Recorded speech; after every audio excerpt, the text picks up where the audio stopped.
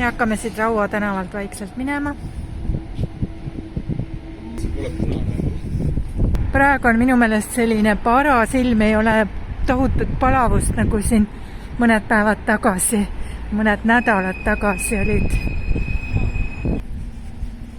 Siin ees ehitatakse ikka veel trammiteed, trammirööpad on juba paigas. Näete, mis siin on kõik.